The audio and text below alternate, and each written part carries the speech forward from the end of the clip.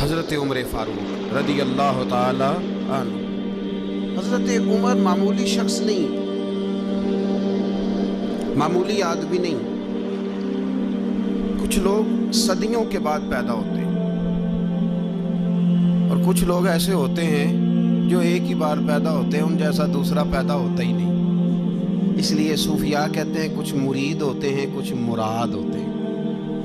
کچھ مرید ہوتے ہیں، کچھ مراد ہوتے ہیں۔ مرید وہ ہوتا ہے جو چل کے آتا ہے، آ کے مرید ہوتا ہے۔ مراد وہ ہوتا ہے جسے کہا جاتا ہے کہ یہ کبھی میرا بن جائے نا، یہ کبھی آ جائے نا، میرا بن جائے۔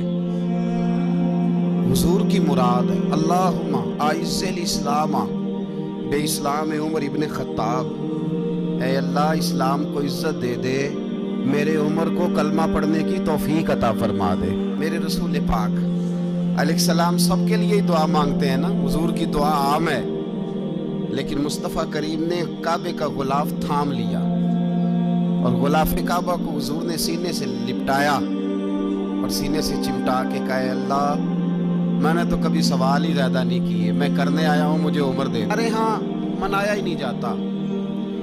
بابے اللہ کیتا ساؤن بھادروں اسو کتا تے منڈے جنوری فروری، تو اسلامی سال بھی گیا اور وہ تاریخیں بھی ساری گئیں۔ یکم محرم امت مسلمہ کے لیے بہت بڑا دن ہے۔ چھوٹی چھوٹی باتوں پہ گورنمنٹ چھٹی کرتی پھرتی ہے، چھوٹی چھوٹی باتوں، الیکشن ہو گیا تو چھٹی، فلاں جگہ پہ تھوڑا سا کسی نے خبر دے دی کہ کوئی پریشانی ہے تو چھٹی، فلاں جگہ یہ ہو گیا تو چھٹی، یہاں تک کہ فلاں وزیر صاحب فلاں علاقے میں آئیں گے تو سارے علاقے کو چھٹی۔ اور اب تو اس سے بڑا حال ہونے لگا ہے، اگر جن لوگوں کی سندھ میں حکومت ہے ان کے لیڈر کا دن آیا تو اس دن چھٹی۔ لوگ ہمیں یورپ کی مثالیں دیتے ہیں، لوگ یہاں ہمیں آ کر کے امریکہ کی مثالیں، انہیں کیا پتا حکومت کیا ہوتی ہے؟ وہ کہتے ہیں جی وہ سائیکل پہ جاتا ہے ان کا حکمران۔ میں نے کہا وہ سائیکل پہ جاتا ہے؟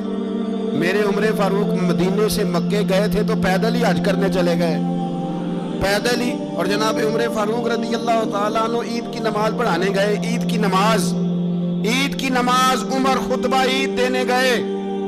اور اس زمانے میں کون سا غریب ہے جو ننگے پاؤں جاتا ہو؟ کون سا غریب ہے جو مسجد ننگے پاؤں جاتا ہو؟ لوگوں نے تو 3 قسم کی چپلیں رکھی ہوئی ہیں، ایک مسجد جانے کی علیحدہ ہے، گھر پہننے کی علیحدہ ہے، شادی بیاہ پہ جانے کی چپل علیحدہ ہے۔ حضرت عمر فاروق رضی اللہ تعالیٰ عنہ نکلے عید کا خطبہ دینے کے لیے، تو بیوی سے کہنے لگے جوتا، اس نے کہا صاحب اتنی دفعہ ٹوٹا ہے اب گانٹھا نہیں جا سکتا، اتنی دفعہ ٹوٹا ہے کہ اب دوبارہ پیمند نہیں لگ سکتے۔ تو حضرت عمر کہنے لگے چل کوئی حرج نہیں ہے، بغیر جوتے کے ننگے پیر ہی چلتے ہیں۔ لوگ جس دن عمر نے یہ دیکھ لیا نا لوگ اس کے بارے میں کیا کہتے ہیں، اس دن عمر نہیں رہے گا۔ تو کہا پھر آپ کا نظریہ کیا ہے؟ فرمایا میرا نظریہ یہ ہے کہ رب رسول میرے بارے میں کیا کہتے ہیں۔ کون جی؟ میں بڑا ماڑا۔ اچھا جناب کیا غربت ہے؟ 10 قسم کے جوڑے لٹکے ہوئے ہیں کمرے میں اور پہننے کی فرصت نہیں، سویرے کیا پہننا ہے، شام کیا پہننا ہے، 15 سوٹ کٹھے استری ہو کے لانڈری والا بھیج رہا ہے، اور تو غریب ہے؟ تو بہت بڑا غریب ہے۔ اس لیے کہ غربت پیسوں کی وجہ سے نہیں ہوتی، غربت تو دل کی ہوتی ہے۔ تو واقعی بڑا غریب ہے اور تو غریب ہی رہے گا۔ امیر تو عمر فاروق تھے جو ننگے پاؤں چلے گئے عید کی نماز پڑھانے، تو رستے میں جو ملا کہنے لگا عمر جوتا تو پہن لو۔ فرمایا تمہیں عمر کا جوتا نہ پہننے کا نقص تو نظر آیا ہے، کوئی حرج نہیں، اگر عمر کو کبھی بتانا ہوا تو وہ والا نقص بتانا جو عمر کی سیرت میں پیدا ہو۔ او بھائی یہاں تو ہمارا بناؤ سنگار اترنا، جتنی توجہ کپڑوں کی طرف ہے اتنی توجہ کبھی ہماری علم کی طرف ہوتی نا، جتنا ذوق شوق ہمارا بناؤ سنگار کی جانب ہے، اتنا بناؤ سنگار کبھی ہمارا اخلاقیات کی جانب ہوتا تو معاملات بڑی حد تک سنورے ہوئے ہوتے۔ حضرت سیدنا فاروق اعظم رضی اللہ تعالیٰ اپنی زندگی کو ترتیب دیا، ایک دن بھی خلافت نہیں مانگی اللہ سے۔ حضرت عوف بن مالک اشجعی ایک صحابی ہیں، حضرت عوف بن مالک رضی اللہ تعالیٰ عنہ فرماتے ہیں کہ جناب ابو بکر صدیق کا زمانہ تھا تو میں نے خواب دیکھا، میں نے خواب میں جناب عمر کو دیکھا اور میں نے دیکھا کہ کوئی کہنے والا کہہ رہا ہے کہ عمر وہ ہے کہ اللہ کے رستے میں کوئی اسے جتنا مرضی برا بھلا کہے یہ پرواہ نہیں کرتا. کس کے رستے میں؟ بولے سارے. اس کا مطلب ہے اللہ کے رستے میں لوگ برا بھلا بھی.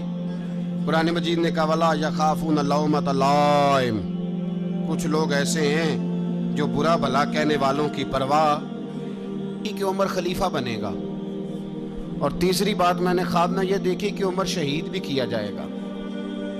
عمر شہید بھی ہوگا. یہ میں نے 3 باتیں خواب میں دیکھی.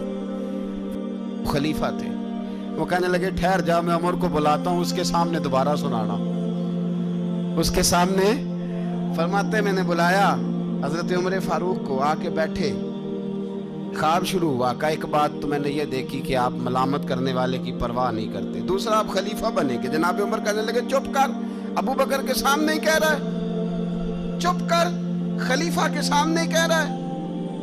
تو ابو بکر صدیق کہنے لگے عمر اسے کہنے دو.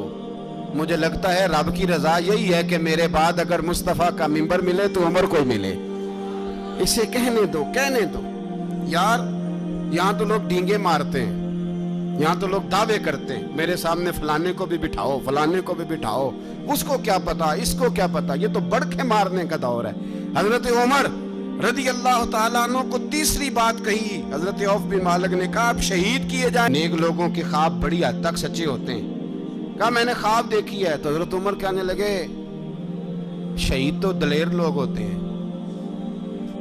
شہید تو دلیر, جسے سارا زمانہ دلیر کہہ رہا ہے وہ اپنے بارے میں کیا کہہ رہا ہے؟ کہتے ہیں شہید تو دلیر. میں تو کاہل سا آدمی ہوں, سست آدمی ہوں, میں تو اتنا کام ہی نہیں کرتا. تو یہ خواب تو نے جو دیکھا ہے نا پھر سے دیکھنا. تو ابو بکر صدیق فرمانے لگے عاجزی نہ کر, انکساری نہ کر. تو جو کہہ رہا ہے ٹھیک کہہ رہا ہے, لیکن مجھے سن کے شکر بھی ہوا ہے اور افسوس بھی ہوا ہے. افسوس اس بات کا کہ تیرے جیسا بطل عظیم چلا جائے گا, اور شکر اس بات کا کہ رب تجھے زندگی بھی اعزاز والی دے گا, اور شہادت کی موت دے کے اللہ تجھے موت بھی عزت والی عطا فرمائے گا. آپ یقین کریں ممبر پہ بیٹھا ہوں, حضرت عمر کا جب نام لیتا ہوں تو میرے وجود کے رونگٹے کھڑے ہو جاتے ہیں. حضرت عمر کی زندگی جب پڑھتا ہوں تو لگتا ہے خدایا ایسے شخص بھی دنیا میں آئے.